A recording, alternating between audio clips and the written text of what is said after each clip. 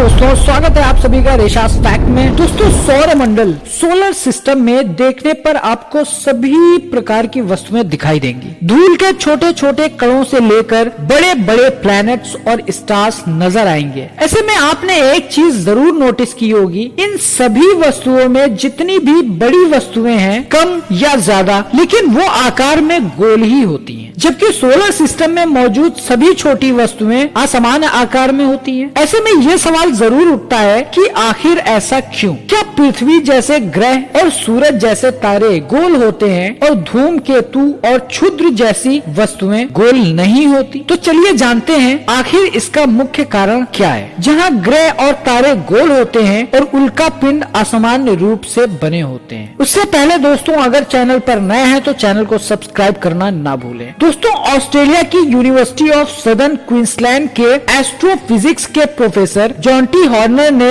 इसका जवाब दिया है। उन्होंने बताया, ग्रहों जैसी बड़ी संरचनाओं की आकृति के पीछे गुरुत्वाकर्षण बल यानी ग्रेविटेशनल फोर्स की अहम भूमिका होती है। कोई पिंड या ग्रह जितना बड़ा होता है, उसकी गुरुत्वाकर्षण शक्ति भी उसी तरह बढ़ती है। यही गुरुत्वाकर्षण बल उसके कणों को केंद्र की तरफ खींचता है और वही ठोस वस्तुओं की अपनी प्रकृति होती है, जिसके कारण वो उस गुरुत्वाकर्षण के विपरीत बल लगाते हैं। गुरुत्वाकर्षण और ठोस वस्तुओं की प्रकृति के बीच लड़ाई में जीतने वाली ताकत से ही किसी भी वस्तु की आकृति तय होती है। एग्जाम्पल के तौर पे इंसान आकार में बहुत छोटा होता है और इंसान के शरीर का गुरुत्वाकर्षण बल की तुलना में इंसान के शरीर की क्षमता बहुत ज्यादा होती है। इसी कारण इंसान का शरीर गोल न होकर उसकी अपनी संरचना बनी रहती है। ठीक इसी तरह उल्का पिंड आकार में छोटे होते हैं, जिससे इनका गुरुत्वाकर्षण बल इनके कणों को केंद्र में नहीं खींच सकता